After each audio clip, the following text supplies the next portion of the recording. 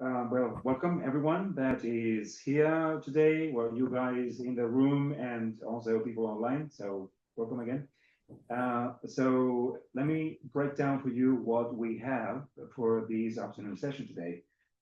So we have, I think, three very interesting activities. Four if we include the coffee break, but that's a different story. So we have three different activities. The first activity is a presentation from the Università L'Orientale, Naples, and the leading team there doing critical discourse analysis. Professor Katherine Russo and Dr. Arianna Grasso will be discussing some of the both theoretical underpinnings and critical discourse analysis perspectives that we have embraced in this project.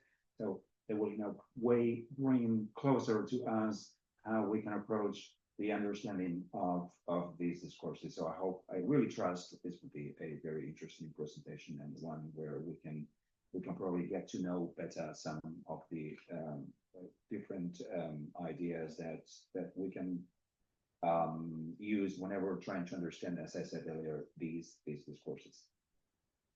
Then we have a break from 5 to 5:30, and then 5:30 we have a joint presentation from the teams from University of Zaragoza, Universidad de Zaragoza, and the University Partenope from Naples. But this is a different university from L'Orientale. And the leading teams there will be Miguel Ángel Benítez Castro, Dr. Miguel Ángel Benítez Castro from University of Zaragoza, and Maria Cristina Nisco and Annalisa Raffone from Partenope University. They will be dealing with the freedom of movement and the application and the use of some of the materials that we have developed within the context of this course for alternative pedagogies around these migration and mobility, transnational mobility discourses. So this is happening between 5:30 and 6:30, okay? And then we have a final activity for today is our roundtable with European Union citizens that took part in the Spanish corpus of FOMATPLAY corpus. So we have a roundtable with 4 European Union citizens living in Spain that were interviewed as part of the whole corpus process in FOMATPLAY in this project. So this is a great opportunity to hear their voices, not only through the interviews, but podemos oír sus voces aquí en esta mesa. Yo creo que es una de las actividades más interesantes de oír sin lugar a dudas. So, okay, Arianna, Katherine, so maybe can we help you in any way? Don't worry, Pascual, that something is not working with my video here, but you can hear me, right? Yes, we can hear you, yes. Yes, and so I'll just share my presentation, and then I will give the floor at a certain point to Arianna, and then I'll try to join you with a video somehow, but sorry about this.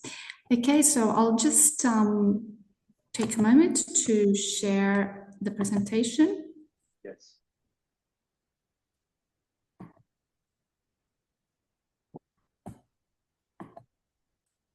I hope you can see it now.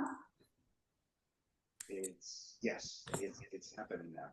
It's happening now. Okay, so thank you so much. Thank you very much, Katherine. Arianna, thanks so much for your time and for sharing with us your research and this, I'm sure, absolutely fantastic presentation. So the floor is yours, guys. Yes, thank you so much, Pascual. Thank you, first of all, for involving us in this fantastic project. And thank you for this invitation to participate in the summer school. And today we're going to be sharing some ideas on understanding EU citizen stories. And Arianna and I are going to present on behalf of the whole L'Orientale team. So it's us today, but it's, as you know, a team effort, and indeed we have been collaborating throughout this with other units in the project. So why are EU FOM stories important? So the title of today's presentation is Understanding EU Stories. So I just wanted to sort of foreground this. In our project, they are extremely important because while critical discourse analysis usually deals with, for instance, the representation of mobile subjects in news discourse or social media or even in policies, stories allow us to investigate EU freedom of movement from a bottom-up and transnational perspective. They also allow us to illuminate how EU identity is reproduced at a bottom-up level by providing us insights into the relationship between individual collective identification processes and social structures, practices, political agency of mobile subjects, and discursive and linguistic realizations that, and so we actually are working on how these processes and are revealed somehow in discursive and linguistic realizations. So, as was already said this morning, and I'm not going to go into it because, there was this fantastic presentation about all the legal, side of the project, and also already Pasquale's brilliant presentation introduced some of the concepts we're going to be speaking about. But I just wanted to say that why FOM stories are important. They're important also because while EU public policies about FOM may or may not have an impact on the discursive and social construction of freedom of movement from below, we have been seeing a lot of maladaptive responses even recently, and the most important perhaps are the most blatant, I would say, are the normalization of discrimination in populist discourse and news media, so what have been called discursive shifts. So the gradual seeping in official discourse of discriminatory language, and also xenophobic hate speech in social media and everyday discourse, and rebordering as a case that we have already mentioned. So how can we understand freedom of movement by looking at mobile subject stories? We have been thinking about how do people construct a shared idea about freedom of movement, and we should say that mobile subjects and citizens, EU citizens in general, may have diverse theoretical roots behind their thoughts about FOM. So they may draw on cosmopolitan, neoliberal globalization, post and transnational views, utilitarian views, communitarian theories. And a Eurobarometer from 2019 stated that, looked at public attitude towards FOM, and they, in fact, spoke about utilitarian and affective considerations that people may have when thinking about FOM. So these are the two axes that we actually have the thought about in our joint, project. So the utilitarian, so financial benefits and risks of employing EU workers, or that people might have in moving, and affective factors, so preferences based on broader societal needs. And also the role of human capital. So where we find influencing factors could be language skills, education, and so on. So where we find a high human capital, we see people often see FOM as an opportunity, and where there is low human capital, they may perceive FOM as a threat due to job composition. Also, of course, news media and social cognition. So this is a very well-known work in critical discourse studies by Theon van Dijk, who actually studied how the repetitive and cumulative nature of stereotypical and discriminatory representations in news media and social cognition then impact on shared cultural values and among this ethnocentrism, stereotypes, and so on.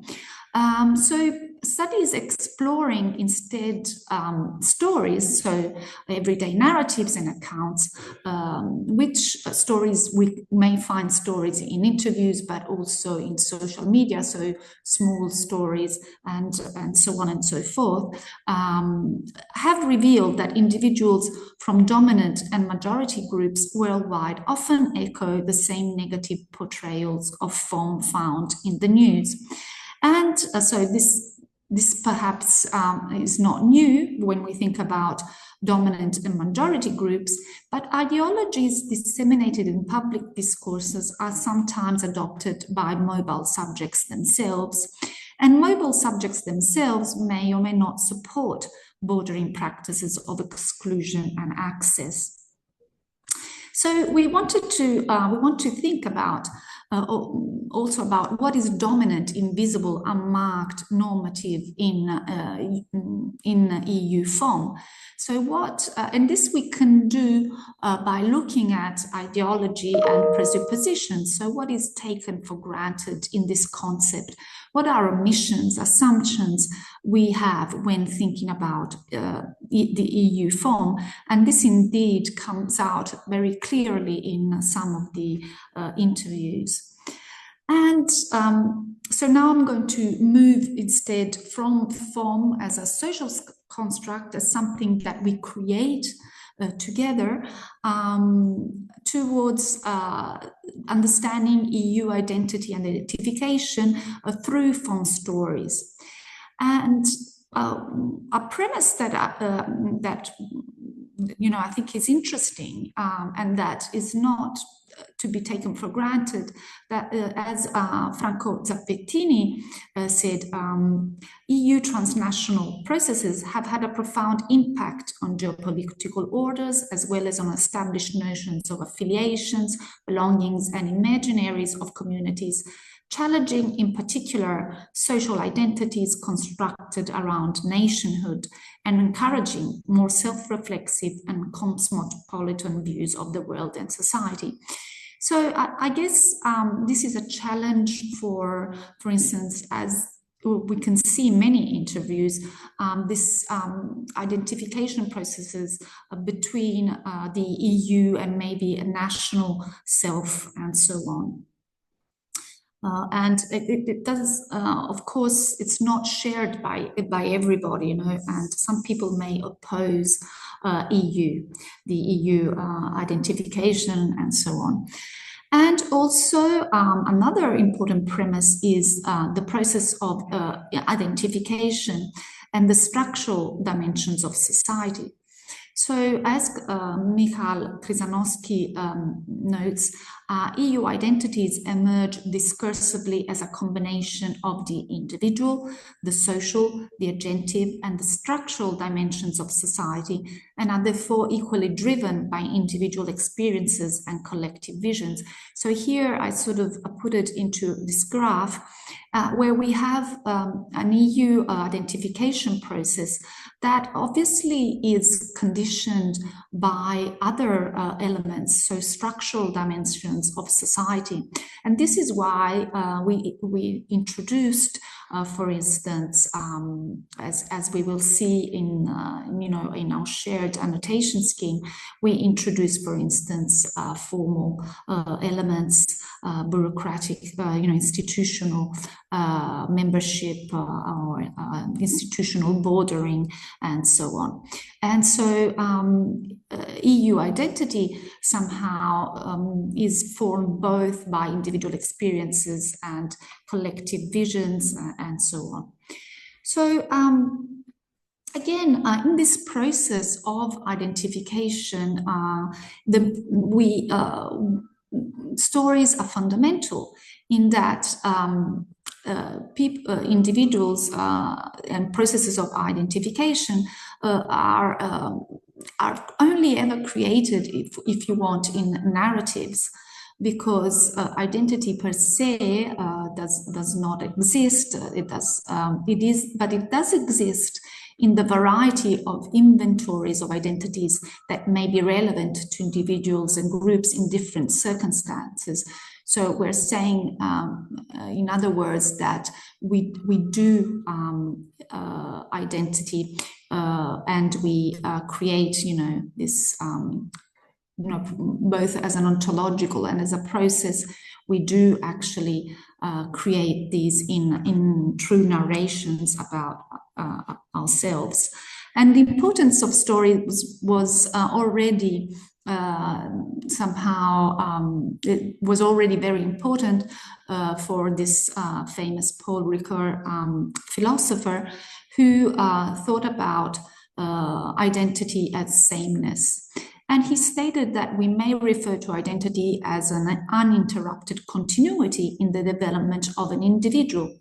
So the notion of narrative identity is fruitful in that individuals are constituted in identity by taking up narratives that become their actual history. It is based in the ordering of temporality, synthesizing heterogeneous elements by combining heterogeneous factors in linked plots and events to form a narrative. The quintessence of narrative identity is that the person as a narrative figure draws his or her identity from the story's plot. And so you see, identity is a series of elements that we put together. And while we're doing this, we also include or choose to include or exclude certain elements.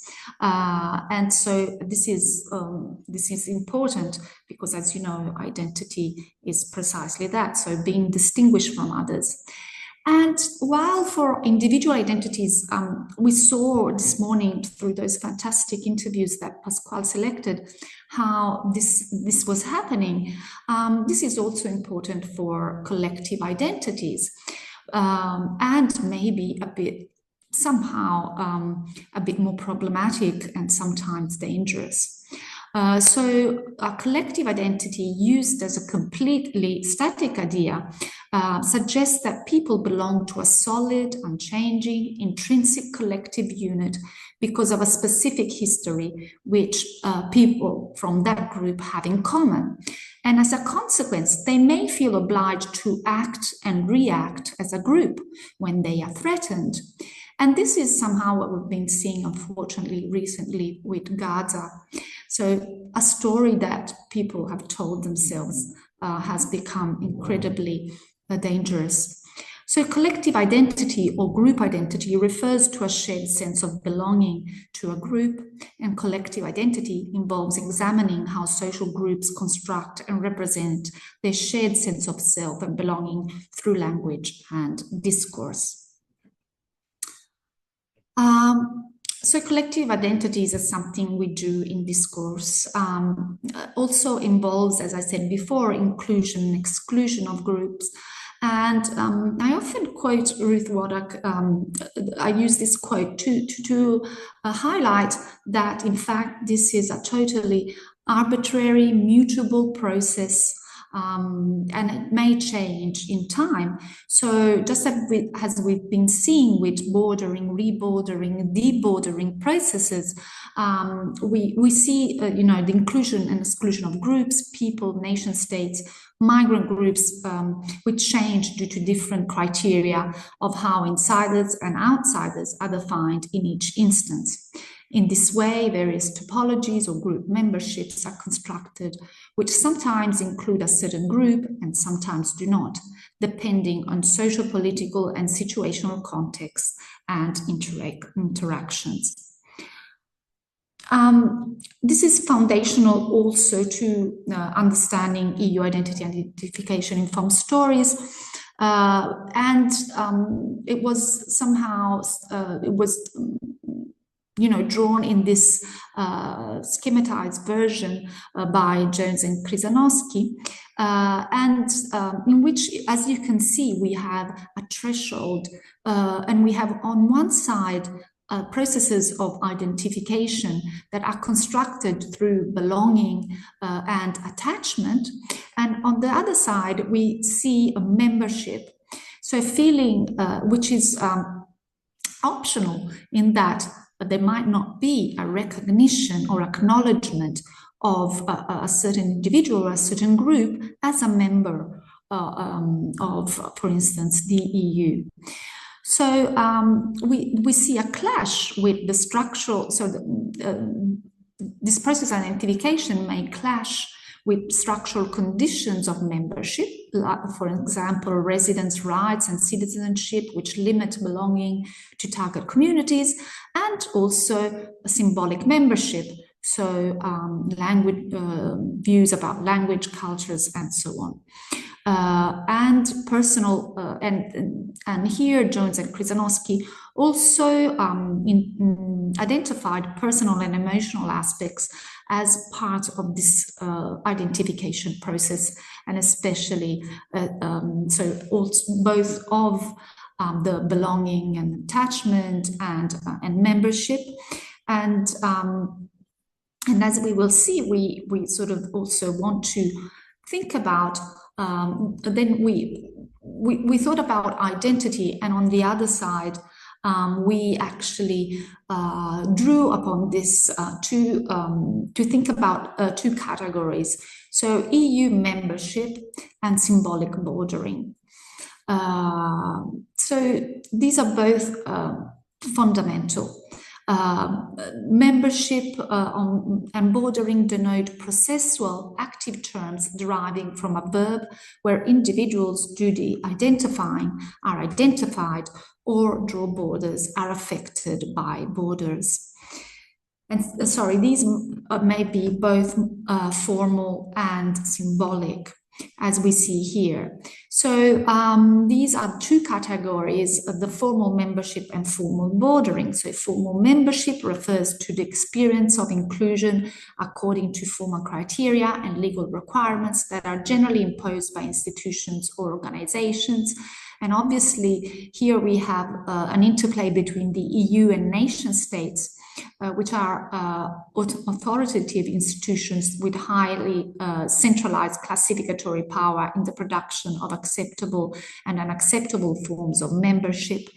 And of course, we see this both in institutional and bureaucratic practices.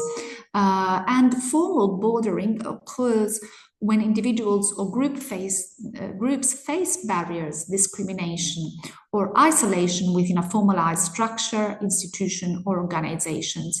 In other words, individuals may be subject to discriminatory practices because they're part of a certain race, ethnicity, gender, sexual orientation, religion, or other characteristics. And for example, some individuals may find themselves systematically bordered from opportunities such as educational programs, career advancement, or leadership roles, and so on. On the other side, we have symbolic membership and bordering. Symbolic membership refers to the discursive construction of a sense of belonging to a group, a community, or organization through symbols, rituals, or shared values. Individuals may perform symbolic membership by celebrating traditions unique to a group. So it's all those things that we do to feel we are part of a community, and to reinforce our sense of belonging. And on the other side, symbolic borderings refers to the exclusion of individuals or groups through symbolic means such as language, cultural symbols, or societal representations. So, for instance, obviously, we may refer to negative stereotypes, or inappropriate depictions in media, advertisements, or cultural narratives. individuals from that group are symbolically bordered, and so on and so forth. And this also may, obviously, when it's recontextualized, it can have obviously also an impact and may be seen in online spaces or virtual communities. So having said this, how did we bring together our work? We actually were thinking, of course, of freedom of movement, bordering as an opposite to that, identity identification, through putting together various theories and methods combined, as we believe in of course, in this. So, for instance, the combination of theories and methods from corpus linguistics, ethnography, critical discourse studies, and also, as I said before, within discourse studies, narrative discourse, and so on. And this brought about, we believe in the triangulation of data, and we work together in a reflexive way to think about data collection, elicitation of interviews, and created a shared analytical framework, which I will show in a minute. So the FOMATPLAY annotation scheme, and this will allow us to investigate discursive strategies, framing, topoi, and so on for the forthcoming edited volume from the project. So after we got together and shared theories and methods, we built an annotation scheme, which is a hierarchical annotation scheme that incorporates different levels of analysis from general to specific, so from a macro to a micro level, and created codes that are words or short phrases that symbolically assign a summative, salient, essence capturing tag for a portion of language-based or visual data. And this is what you will find obviously in the platform. So you will be able to search also not only through words, but also through these codes. And we actually gave concise definitions of the analytical categories in an appendix, which we adapted from previous literature to mentioned before to qualitative analysis. And these analytical categories are interconnected. And of course, there are some upsides and downsides to manual annotation, because identification and classification of codes can be more accurate, as context and codex are probably accounted for, but they're also labor intensive and have some degree of arbitrariness. So pilot interviews were annotated independently by coders and then compared, and then we worked on the incorporation and refinement of categories, and also, of course, descriptions and so on with the universities of Murcia and Perpignan. So this is what the annotation scheme looks like, and as you will see here, we have identification with individual identity and collective identity, and national identity, European identity, transnational identity, and social identity. And then we have freedom of movement, and a few frames there. So the juridical frame, the utilitarian frame, and the affective frame. The juridical frame then is broken down in unconditional right and conditional right, and membership and bordering as something that I described before. So you can see also here the subcategories. So I believe I want to leave the floor to Arianna to continue with the presentation. Sure. Can you hear me? If you wait, I will try now to share my screen.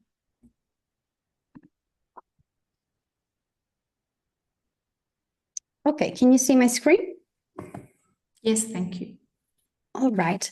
So first of all, I wanted to thank Pasquale and the organizing committee of this fantastic summer school. I'm also very happy of being here, and thank you, Katherine, for leaving me the floor.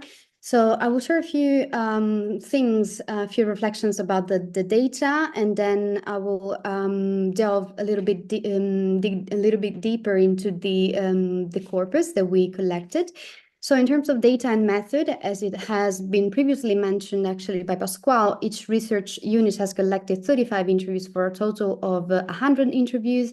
These are semi-structured interviews, given that we have collectively elaborated an interview guideline before the data collection phase started. And the guideline revolves around a number of different topics, such as you can see here in the table, background, family life, school and education, attitudes to EU citizens working and living in the host country, Brexit, symbolic capital, spoken languages, freedom of movement, discrimination and race, and so on and so forth. And the interviews then have been conducted online and in presence and have been transcribed through the transcription software CapCut. And in terms of ethics, a letter of informed consent was countersigned before each interview, where we stated the object of the study, the research procedures, but also the risks and benefits of participating in the study, data privacy policy, and so on and so forth. And we were also authorized as researchers to record and reproduce audiovisual content both through our social media campaign, as you witnessed in the previous workshop, and pedagogic material as well. The collection phase took place between May 2023 for our corpus and July 2024, and the participants joined the project on a voluntary basis. So in order to gather our participants, we employed non-probabilistic sampling methods. And we also use the so-called snowball sampling methods, which entail that once interviewed, participants served as intermediaries between the researcher and other potential participants. We managed to collect 35 interviews in total, 13 online and 22 in presence. And we conducted the interviews both in English and Italian, depending on the proficiency level of the interviewed person. This is a map that actually shows the countries of origin of the project participants. As you can see, most participants, of course, originate from within EU countries belonging to Western, Southern, and Eastern Europe, including, for example, Germany, France, Spain, Greece, Portugal, the Netherlands, Poland, Romania, Czech Republic, but also a small quota of non-EU countries like Ukraine, Russia, Albania, the United States, and the UK as well, which of course reflects intra-EU, but also extra-EU freedom of movement. In terms of gender diversity, our participant sample comprises 12 men and 23 women.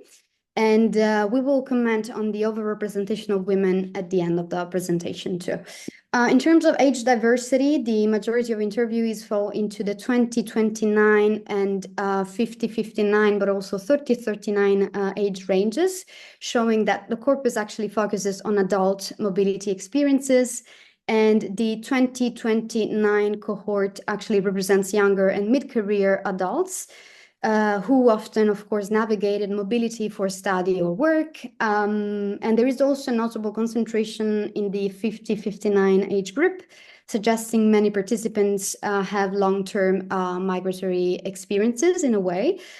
We also have groups, actually participants that belong to the to older voices in a way, which actually added intergenerational depth into the corpus and the interviews. Regarding work and education, the participants have a very diverse professional and educational background, including but not limited to the sectors of, for example, chemistry, biology, statistics, diplomacy, medicine, fine arts, international relations, psychology, journalism, and so on and so forth, covering, as you can see from the table here, a wide range of working sectors. Yet, I think it is quite noteworthy to say that education is the dominant sectors, and in fact, many of the participants are teachers, lecturers, and language instructors, and this suggests that, of course, educators are highly mobile and possibly more engaged in intercultural, international, and academic migration. And the research and science and health sectors are also very prominent. And of course, participants that belong to these sectors were involved typically in transnational, for example, university exchanges and research mobility too. Then we have, in terms of length of stay, the corpus includes both new arrivals and long-term residents. As you can see here, the most represented group has been in Italy for 1 to 5 years, which indicates a strong presence of relatively recent migrants. And then we have the 21 to 30 years category, which actually shows a trend of long-term settlement. And again, these two people have been in Italy for over 51 years, offering, in a way, intergenerational insights and also, if we want to put it that way, retrospective views on EU freedom of movement before and also after its formalization. And this pie chart represents graphically the native languages spoken by participants in the FOMATPLAY corpus, shedding light onto the project's linguistic diversity, but also the multilingual fabric of mobile citizens, both EU and non-EU. Spanish, as you can see, is the most common native language. Reflecting strong representation from Hispanophone countries. Then we have German and French that follow closely, highlighting mobility from Western Europe. And we also have Greek, which has also a significant presence, suggesting active migration from Southern Europe too. And then we also have smaller groups like, for example, Polish, Ukrainian, Russian, Catalan, Albanian, Portuguese, Romanian, and Dutch. And also we have this pie chart that displays the additional non-native languages that are spoken by participants, which I guess it's very important to reflect upon the multilingual repertoire of these interviewees. Italian, of course, is the most frequently spoken additional languages, which reflects participants' integration or anyway, willingness to integrate into the Italian society. Most likely due to residence, work, or study. Then we have English, which follows closely, which acts as a common second language across diverse nationalities. And it was actually used, it is used as a lingua franca, both in professional and academic context, as was reported by the participants. Then we also have, some minor, or anyway, the presence of minority and heritage languages, for example, here Basque, Russian, Neapolitan, Dutch, Cabo Verdean, Creole, Portuguese, Turkish, Ukrainian, and Irish, which in a way signals the intersection of mobility, but also the tendency of participants to preserve their identity of origin, which clearly emerged in the interview as well. And overall, it can be said that the participants that actually speak Italian and English have faced fewer obstacles in their adaptation process, while others might have encountered linguistic exclusion on the other hand. And now I will share with you some preliminary observation and some examples of discourses. We have conducted a very preliminary keywords analysis based on the semantic macro themes that emerged from the interviews. Which you can see here. We have the key themes were migration and mobility, discrimination and racism, identity and belonging, mental health and emotional health as well, integration and participation, education and work, but also language learning and use, which of course reflect the interview guidelines as well. With reference to migration mobility, some key terms were, for example, country, move, home, go, residence, and citizenship. And in this context, actually, many participants reflected on the complexities of moving across borders, often mentioning, of course, as Katherine was also saying, legal, bureaucratic, but also administrative challenges in terms of, for example, visas, permits, citizenship procedures, and so on and so forth. And also they reported these emotional aspects of freedom of movement, like, for example, the feeling of uprootedness or the difficulties also in building a new sense of home in the host country. With reference to language learning use, as I was mentioning earlier, participants described learning Italian as a second language as both a barrier but also an opportunity, and emphasize how crucial it is to know Italian in order to be able to integrate in the Italian society. And in terms of education and work, most of them, or anyway, a large portion of them, are engaged in academia.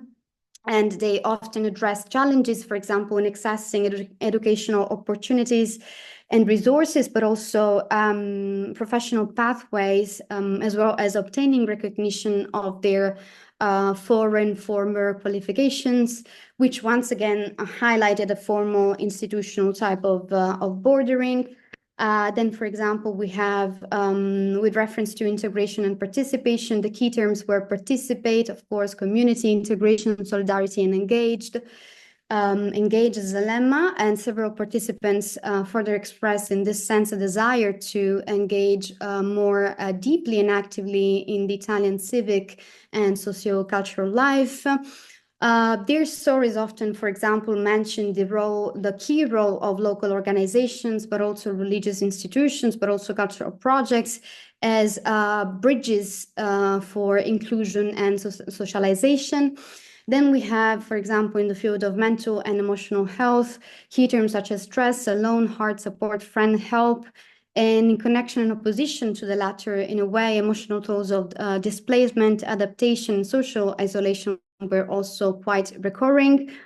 And then we have the identity and belonging theme, whereby many narratives, for example, touched upon the negotiation of the participants' cultural identity, particularly this in-betweenness, of course, between the origin and the host country. And in the corpus, there was actually frequent mention of being perceived as a foreign, even after long stays in Italy. And then, last but not least, within the discrimination and racism theme, we have keywords, key terms such as racism, discrimination, looked, treated, judged, which actually refer to the participants' experiences of being judged based on their appearances, accent, origins, particularly in public spaces and institutions. Of course, discrimination was discussed both in an explicit but also in an implicit way through, for example, subtle everyday interaction, and we will talk more about this in a sec. And for example, here, I will now show you some excerpts from the interviews. Here, Dimitra, who's a Greek ethnopsychologist whom we also listened to in the previous session, is framing freedom of movement both as a conditional and an unconditional right, referring in the specific sense to the restrictive policies that the EU has been implementing against asylum seekers, and how it used to be a much more liberal space. And here she references in a way, the idealized vision of the European Union as a space of equality and freedom. For example, when she says the European Union was supposed to be the place where all people can reach to study, to live free without discrimination. And of course, this reflects in a way a EU foundational discourse, which was and is still based actually on mobility, human rights, non-discrimination, which is often associated with democratic but also liberal values. However, the phrase was supposed to be that place, in a way, signals disillusionment and disenchantment for the participant. She also uses some hedging expressions like yes, maybe, but really, in some situations, which indicate discursive hesitation, possibly to avoid essentializing but also polarizing statements. And the strongest critique appears in this sentence that says the European Union was much more backward from the point of view of both acceptance of people's rights and in terms of migration policies. And this is, of course, we can frame it as a counter discourse to the dominant narratives of EU progressivism, and also the term backward here. This is a very strong lexical item, which disrupts in a way the discourse of progress that is typically associated with the EU. And the interview also distances herself from a sort of a pan-European identity when she says, I wouldn't feel like saying I'm European in that sense, maybe part of a Mediterranean culture, part of a South that is trying, let's say, to change things. Yes, maybe so, better, let's say, I feel more represented. And here she claims an identity that is rooted more in a regional or transnational anyway, transregional belonging. And this shift reveals how, in a way, supranational affiliations like the European affiliations are actually discursively contested by some of the participants. And she also constructs the South as a space of struggle and potential transformation. And as we will see, the South is very important in I think, across the research teams, because we're all locating in the South of our respective countries. And so in a way, we can say that this discourse reveals some sort of tensions between the official narratives of the EU, which are based, again, on freedom, inclusion, rights, non-discrimination, etc., and the lived experiences of, or also the critical observations of the people that actually experience freedom of movement. And sorry, I was drinking. This is also an interesting case where Marta, who's an exhibition curator from Poland, is talking about FOAM through the so-called utilitarian frame that Katherine presented, focusing on the job opportunities that she had after finishing her PhD, and how her high skills and competencies collided in a way with the stereotypes of an old man who mistaken her for a cleaner. And here, the academic capital that was also mentioned earlier is constructed as a pathway to legitimacy, access to many career opportunities, but also mobility. And in a way, she positions herself here as a skilled migrant that contributes to the host society, to the Italian country through her cultural labor. And here we also have a narrative in a way of, this is implicit, by the way, of earned belonging. That is integration via, for example, her merits, study and collaboration, as you can read here. So my doctorate, the studies, gave me the opportunity to apply for a scholarship and to take the scholarship twice, to establish a professional collaboration with two different institutions that work within an area that are specialized in with this country in arts and so on and so forth. But the encounter with this man actually activates a sort of power dynamic, whereby the man actually asks her, oh, you're from Poland, what do you do here? Do you have a job? And despite sounding an innocent question, the assumption here is quite racist. And this, in a way, this statement illustrates that there are some sort of dynamics that shape migrant labor segmentations, whereby, for example, certain nationalities are linked straight away to given jobs. And in this case, for example, a Polish woman equals to directly potential domestic work. And this is, of course, a form of benevolent, so to say, racism. So it isn't hostile, but it reveals deeply entrenched racial, anyway, assumptions about who belongs where in the social order. And I think it's very interesting to see how she replies, because this is a sign of discursive counter-resistance in a way. No, she says, you know what? Not all the Polish people look for a cleaning job, so he didn't do it to offend me. That's the point. The point is that the perception of Polish people is like this.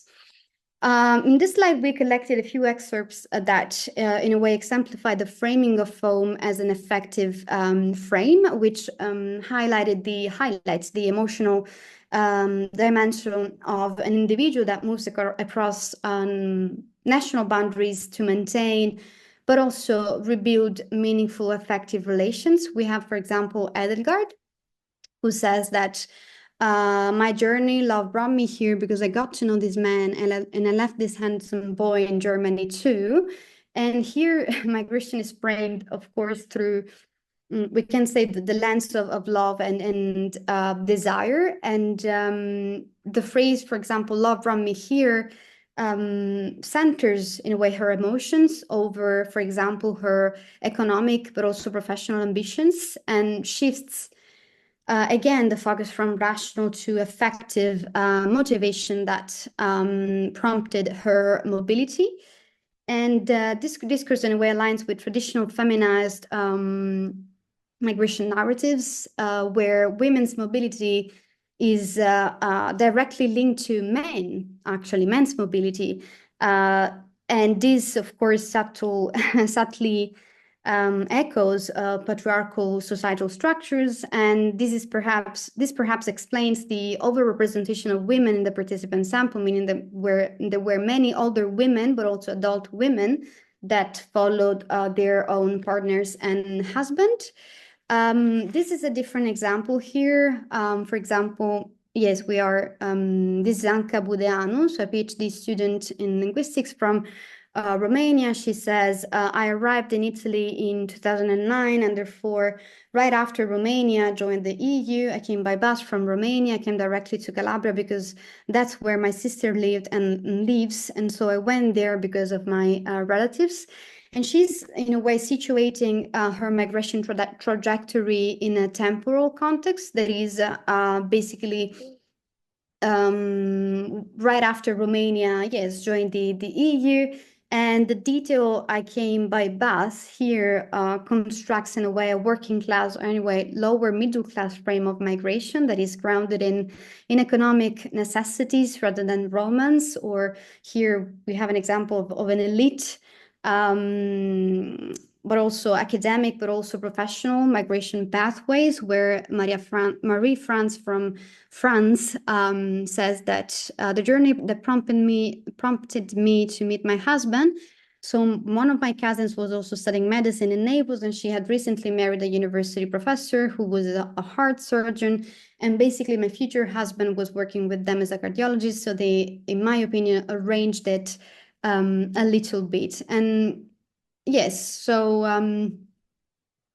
something also interesting to notice here is that she is legitimizing her mobility by her heritage, by saying, I will preface this by saying that my mother was Italian. So she's referring to her bloodline in a way and ancestry, and by also and while legitimizing her herself. And then we have some examples regarding institutional and bureaucratic bordering that was already mentioned.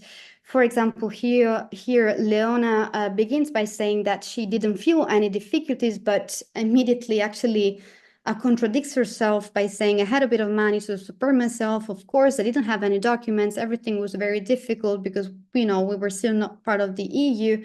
So it was not even possible to work, not even simple jobs. So 1 year was very tough for this reason. So she, in a way, she's, I think these excerpts reveals a tension between minimizing the hardships that a newly arrived migrant or mobile subjects encounters, and then acknowledging also her own exclusion from the societal participation. Again, we have a temporal, geopolitical, in a way, yes, moment, since she mentioned that this was a time when Czech Republic was not part of the EU, or Czechoslovakia, I think at that time. So she situates anyway her story before EU accession. And then we have Valeria. This is a much more recent example that she was basically trying to buy a household appliance on an installment plan. And then she basically encounters this reality of bureaucratic suspicion and the absurdity also of the administrative in a way, regulation and hyper scrutiny as well that many mobile subjects coming, especially from non-EU and Eastern European countries face. And she uses these lists as a rhetorical device. For example, she says, the woman said to me, okay, go ahead, I'll take 10 minutes and you're done. But since I'm a foreigner, I took an hour and 10 minutes. They needed a residence permit, utility bills for various services, an ID card, passport, this and that, so many more documents. Oh, and the most recent payslip. Oh, how long have you been working? Home address, work address, what kind of job do you do? This and that. So yeah, she's in a way she's relieving, she's unveiling actually this systematic suspicion that in a way also risks, I guess, criminalizing migrants. And in fact, she says it feels like when a foreigner tries to buy something, it's as if they're trying to rob Italy. I don't know. Okay, I think I'm running out of time, so I will maybe just quickly, maybe I can share a few things about this. Here, for example, I think it's very interesting to see how not only Leona, again, she's emphasizing how she holds this multiple transnational, binational identity by saying I'm both Italian and Czech. I obtained citizenship and everything, but also I'm European, I'm a citizen of the world. And she's doing this by referencing also this universal language that is music. And Victoria here, who's a freelance dissident journalist coming from Russia, she's engaging, I think, in this very interesting self-reflexivity practice where she's both in a way recognizing this idealization of the West, no, by saying, oh, I understood that I idealized America when I was living there, but I also understand that my experience in Europe is really privileged, considering that I'm white, European looking. And because when I go to the Ufficio Immigrazione, so it would be the immigration office, and I'm in line with people from Africa, people from other countries, I really see the huge difference in how these workers act to me. And I understand the experience might be a bit more positive because of how I look. So she's in a way shedding light on this this unspoken standard, I guess, of acceptability within the European immigration system, which is basically if you're white, you're okay, you're good to go. In a way, sorry, I'm maybe oversimplifying this, but I'm also conscious about the time. And in conclusion, we can anyway say that experiences of FOAM vary according to gender, class, education, provenance, and linguistic proficiency of mobile subjects, of course, with differences. And for example, as we could, infer from the excerpts that I showed you, a white Western European man, for example, with fluent Italian, is treated very differently from a racialized woman from from an Eastern European country with limited language proficiency. We can also say the EU FOAM experiences and gender different forms of identification and belonging for mobile subjects. And here, identity, of course, emerged as something that is constantly, as Katherine was also saying, negotiating, challenged, questions, redefined. And for example, while some participants embrace this transnational or binational or hybrid identity, others felt excluded despite legal citizenship or residence. And needless to say, anyway, the FOAM corpus is a context-dependent corpus. And as I was saying a few minutes ago, the fact of belonging to the south of our countries actually matters. And I think that made a difference in and will make a difference in our results as well. Given also that these are regions with, I guess, histories of emigration, but also uneven EU integration patterns that, at least for the Italian corpus, these were reflected in the testimonies of in the stories of our participants who, in a way, experienced this double scenario, or this gap anyway between EU level promises and local implementation. And I guess we would like to conclude this presentation with an open question that is, for example, here now. Are these patterns intercultural, cross-national, or transnational, trans-societal? And if so, are they shared across the different corpora that we have collected?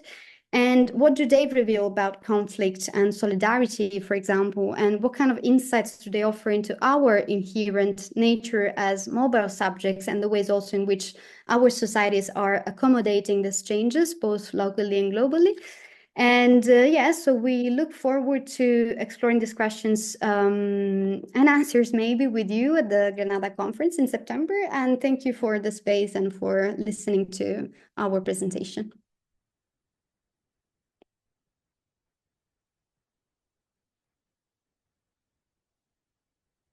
Okay, thank you so much, Arianna, Katherine. Wow, so much really in this presentation. It's really, probably we could have a workshop on this one. A 2-day workshop. Okay, so we have maybe a couple of minutes for questions or comments that either people here in the room or online may want to share with the speakers. Maybe I didn't get it right at this moment, but when they talk about can we wait and share the mic with you?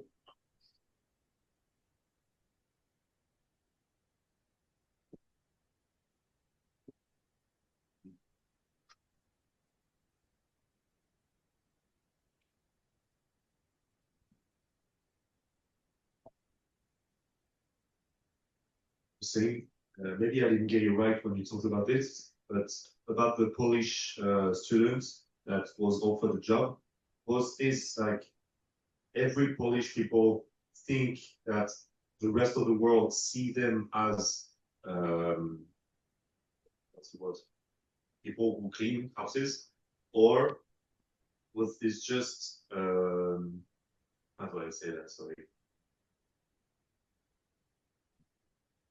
Somebody can help me. Yeah, you mean if they believe that this is some sort of shared belief, yeah, by the Polish community, maybe, or they feel this girl saying, okay, he is an old man and maybe he thinks this way, but everybody is not thinking that's the same way. I don't know if I'm making myself clear. Do you? Yeah. Well, I think it was just a comment about this particular event and about perhaps some of the stereotypes that circulate in Naples. So yes, and that was a particularly interesting example that Arianna showed, that you know, while people sometimes may feel benevolent, but they're not don't realize and actually she was quite kind in saying, you know, this person wasn't trying to hurt me, but in the end it was a racist, you know, a way of you know, categorizing. So each time we encounter somebody, we often update or draw upon some shared ideas and stereotypes that we find in the media and so on. So we actually every day, or for instance, previous experiences. So we actually, each time we meet a new person, we actually sometimes need to update our vision of the peoples, and that was what was probably happening there. But yes, unfortunately, there are some ingrained schemata that actually then prevent us from really seeing who is in front of us. No, and that is why, as I was saying, stories are so important, because stories tell us about the complexity of people's lives from also an intersectional point of view. So, and they cannot be reduced to a simplified version of mobile subjects. I don't know if Arianna wants to add something. Yeah, okay, thank you. Thank you. Okay, so any other question or comments? Also from the Zoom chat here. Okay, guys, thank you so much. Lots of people on the chat here. Thanking you guys. We are so looking forward to actually being able to share all of this with the rest of the world, I suppose, and in future events or books or publications. And we are so excited to have you today and have the opportunity to gain insight into what's behind this course. Thank you, Pasquale. It was wonderful what we heard today, and I'm sure it's going to continue to be wonderful. So thank you for Thank you so all much. this. Muchas gracias. Thank you so much, Arianna. Katherine, thank you so much. Thank you so much. Thank you. Okay, guys, so we'll take a break. We'll be back at 5:30. Okay.